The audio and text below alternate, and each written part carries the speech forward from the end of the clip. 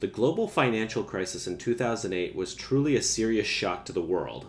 Regular, everyday people, good people, were seriously harmed by the excesses of Wall Street that had been unleashed in the early 80s. Little did Louis Ranieri know his invention, the mortgage-backed security, or MBS, would be at the center of the largest recession the world had seen since the Great Depression. Banks, mortgage lenders, and hedge funds all took advantage of good, hardworking people and took everything from them. 14 years on from the crisis, a few movies are trickling in depicting the misery incurred by these people. One such movie is Hell or High Water, a story of two brothers and their desperate last-ditch effort to save their mother's house while being pursued by two Texas Rangers. This movie is a raw depiction of just how far the damage has reverberated throughout society. The story begins with brothers Toby and Tanner Howard, played by Chris Pine and Ben Foster, on their way to rob a bank in West Texas. They hit the bank just as it's opening to avoid civilians getting hurt or playing hero. They make a clean getaway back to their ranch where they bury their getaway car.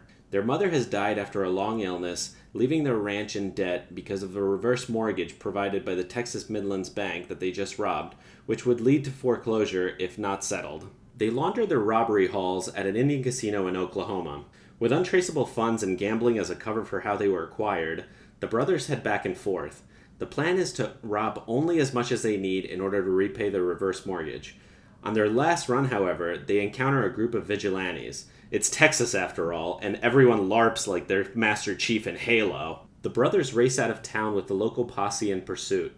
Once out of town, Tanner stops the car and begins firing his automatic rifle at the posse, forcing most of them to turn back, but not before calling in the cavalry.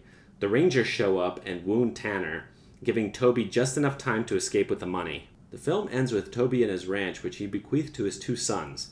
In a poignant exchange with Ranger Hamilton, Toby explains that poverty is a virus moving from generation to generation, and that he has finally broken free.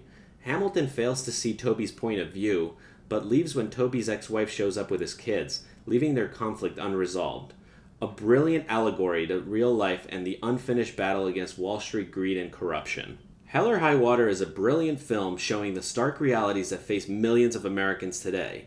The film debuted in 2016, just before that desperation boiled over across the world. That year brought us a violent social reaction to these issues in the form of Brexit in the UK and the election of Trump in the US. The film captures this desperation and suffering very eloquently. With moving imagery of the West Texas desolation, we see just how bad things have gotten. Having visited many parts of this country, I can honestly say it's not isolated to just West Texas. This film doesn't depict anything far-fetched or fictional. That's why it's appealing to broad audiences. People can really relate to this film. The acting in Hell or High Water is spot on. By now, Chris Pine matured into a capable actor, able to deliver powerful lines that drive a message that needs to be delivered. One of the lines that stuck with me from this film was Chris Pine explaining how poverty is a disease that takes over whole generations. Now, while Chris Pine is fantastic in this flick, for me, it's Ben Foster who steals the show. This guy can really act. Ben Foster plays a character who's reached his breaking point. He no longer sees the point of living in a society that abuses its downtrodden. He makes mention of a transformation into a Comanche warrior, signifying that his last days are coming and he won't go down without a fight. Foster captures this struggle flawlessly. I'm very excited to see his future projects since he dominates the scene every time I see him. Jeff Bridges shows that he still has it after so many years. His interactions with his partner, Alberto, played by Gil Birmingham, showcased witty banter between two old pros. Birmingham has been a supporting character actor for quite some time and was brilliant in the miniseries Under the Banner of Heaven, which I've also reviewed. Their dialogue is not the type to be heard among the woke crowds. They are raw and realistic, appealing to masculinity long since gone but for which many people quietly yearn. Director David Mackenzie clearly has a solid understanding of the script and its social commentary. Every scene is carefully crafted to portray America's dire situation. The cinematography captures the West Texas desolation perfectly. It's a peaceful, serene land rocked by the excesses of outsiders. Overall, Hell or High Water is a film with a keen understanding of the cultural zeitgeist today. The effects of the global financial crisis are still reverberating to this day. Just as society began to pick itself up from this crisis, they get hit by another crisis in the form of an unspecified virus of unknown origin.